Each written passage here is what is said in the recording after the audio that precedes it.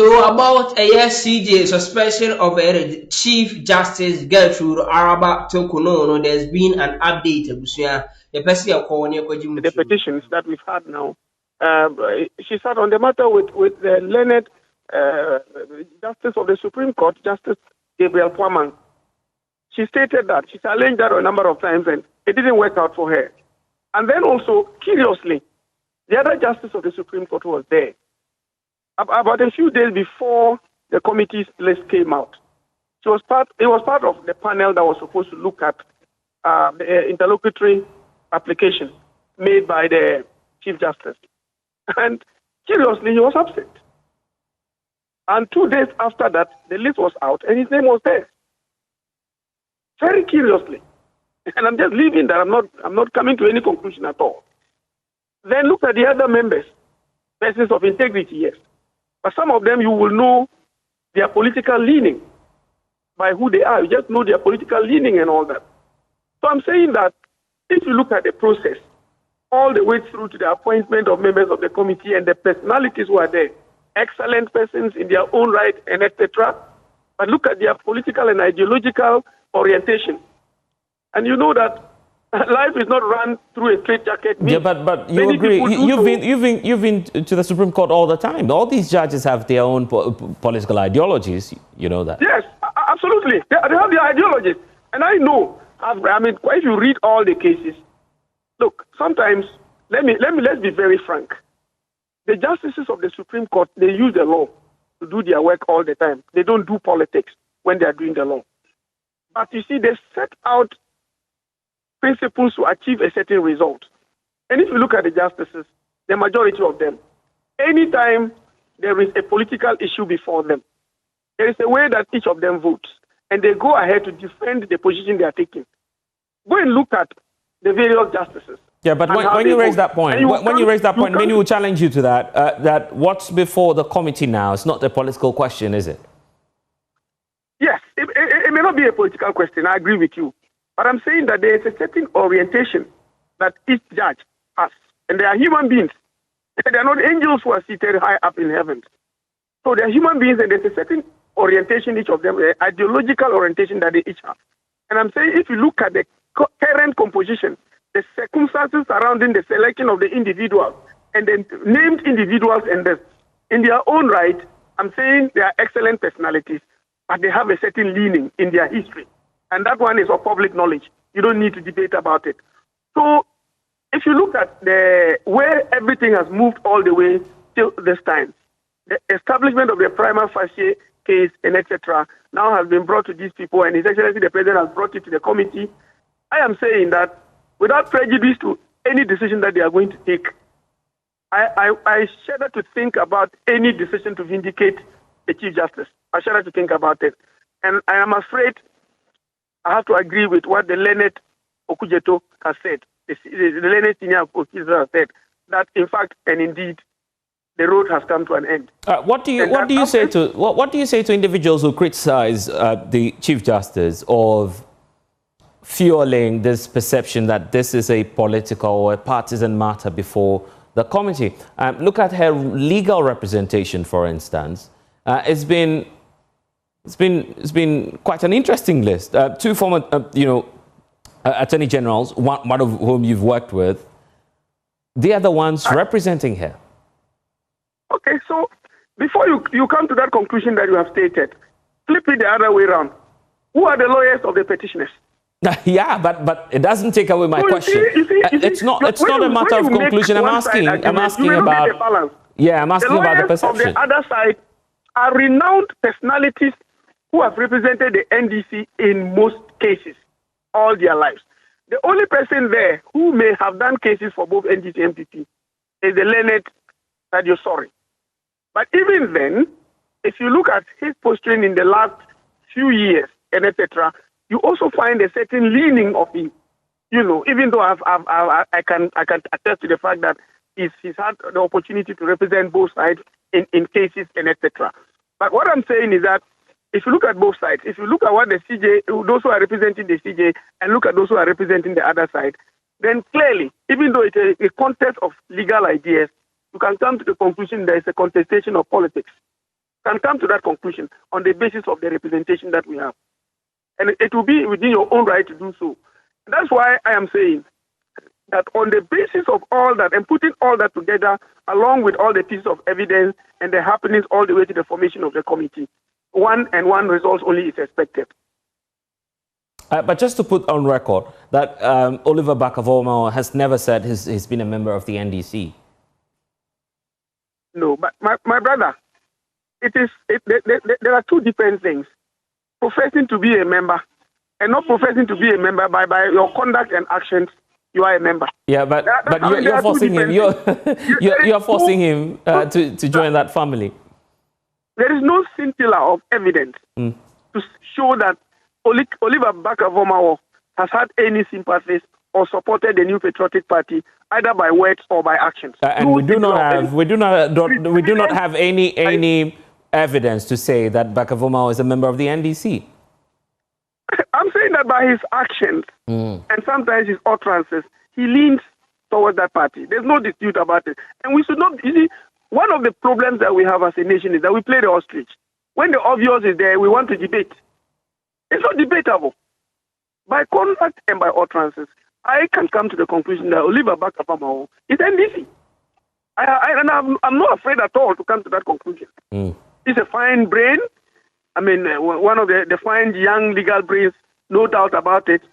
But there's no doubt about the fact also that his conduct by way of utterances and actions show that he leans towards the NDC and not the NDP. So let me take all that into consideration. Yeah. If you take that all that into consideration, we will come to the conclusion that yes, both political parties have representation and interest in the matter with respect to the CJ and then the petitioners for that matter. So we are set to arrive at a decision, even though it was not supposed to be political. People will read political meanings into it all in the end because of the circumstances of the matter as a whole. Right. Justice Abdullahi, how do we douse that flame of partisanship that may creep into the judiciary based on the observations we're making now? Unfortunately, we are already here, and but we can naturally work towards gradual removal of the partisan inroads into the judiciary by finding a better means of appointing members of the Superior Court, such that their head could also be appointed from within rather than from the executive. So long as the executive remains in charge of appointment of the Superior Court judges, I think we can never move away from this posture and this position. Let's remember that the entire appointment to the Superior Court, and just for the purpose of our listeners, when we talk about Superior Court, we mean from the High Court, the Court of Appeal, all the way to the Supreme Court. All the appointments are made by the President, and the President makes these appointments mostly not based on competence, mostly not based on competence, but based on other factors that may obviously be political in nature.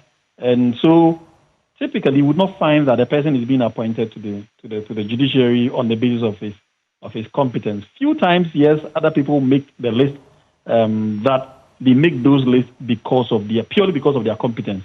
But that is not the basis for the appointment. Let's remember that. And so my position is that if we could allow and institute a new measure that would enable appointment to the Superior Court to be handled outside of the executive and indeed outside of the political realm, I think we would have achieved the best for our republic. And having said that, I think that same argument goes for most of our political and indeed, if you like, constitutional bodies. Because most of our constitutional bodies suffer from these same political interferences, and political interferences have gone against all of us in a lot of ways. In fact, it's possibly part of the reasons why we have, institutional inertia sometimes when we need to make headway, but because of political interest, we are unable to take the appropriate decisions to move our country forward, and we are always backwards for a lot of reasons. And so, yes, we have the Judicial Council, and that council can be, for instance, empowered to take charge of. In some jurisdictions, it's based on elections. Hello, can you please repeat that? In some jurisdictions, it's based on elections. Indeed, in some countries, elections are held to elect the members. I think just a couple of weeks ago, one of the Southern American countries elected his members of the judiciary, and it was a beautiful thing.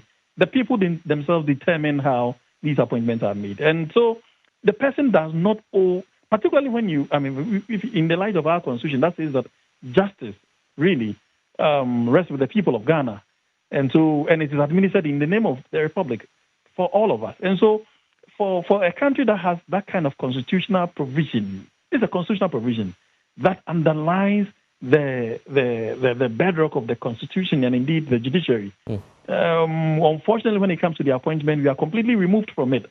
And then someone else who is politically colored does the appointment. And naturally, when that person does it, he will do it to favor his lineage, as my brother Prenga calls it. And so long as we keep having that, I don't think the spectacle of having the two political parties bantering before in the arena would be something of the past. Not until we grew maturely into a better and a well-grounded democracy. Okay, let me give the final word to you, Dindiok Penka. Your points as we wrap up this conversation. Well, bro, I will continue to say, and I repeat without any shred of doubt, that we have reached the end of the road almost. And all we need to do is to keep our fingers crossed. But the danger, I have said time and again, is that we should be mindful, because precedence is a very dangerous monster that can eat up a society. Whatever happens today, somebody may stand on top of the roof and clap that the process is being followed. When the tables turn, the same person will have adverse statements to make. Let's hasten slowly and allow the independent institution like the judiciary, the third arm of government, to function without interference. When we politicize it and take decisions that will satisfy us today, posterity will live to judge all of us. Because this will be the very first time in our recent history that a Chief Justice is removed, if indeed the committee goes ahead and recommends removal and His Excellency the President appends his signature. That's what the High Court said. Okay, if this is anything to go by, that will leave the embattled Chief Justice with one option: to perhaps head back to the Supreme Court, correct? The Supreme Court has made its decision and pronouncement on this matter, but constitutionally speaking, you agree, they could vary from their previous position. Would you urge the Chief Justice to take another shot there? Urge, for now, would be a strong word for me. I know it's mild in certain contexts, but Efo Kofi, in this context, is strong for me. Strong for me because, from day one, I belong to the school of thought that thinks that the Chief Justice should be given a dignified exit. She should be allowed to resign. Notwithstanding that I know some Supreme Court decisions, Paul Lutadere, and then which are the Frankie J. Chum. No, there's a High Court Amwako case where the Supreme Court said when they start the process, the respondent, that's in this case the Chief Justice, cannot resign. I'm hoping that somehow there should be an exception. So for me, I don't have an appetite for litigation on this matter. I wish that the Chief Justice could reach a political settlement with the President and other stakeholders so that she exits in a dignified manner. Do you see that? Do you see that in her posture? She's heading now to the ECOWAS court, for instance, and look at the demands she's placing on the table. I believe somewhere $10 million in settlement. Do you feel all of that could be part of a politically negotiated process? Oh, absolutely, yes. That $10 million will be thrown out of the window in seconds. No, it's because perhaps that avenue to resign is not available to her. That's why you see that, okay, then she's going 9 miles. So in this context, I once again implore senior statesmen to come together and then perhaps approach her. And if she consents, then they will approach the president and the other stakeholders so that they negotiate something for her to go, so that she resigns. That would help us, because you see, right now it appears, looking at our state of development, we are not quite there. You know, the matter she's thrown out, you see that she's forced certain conversations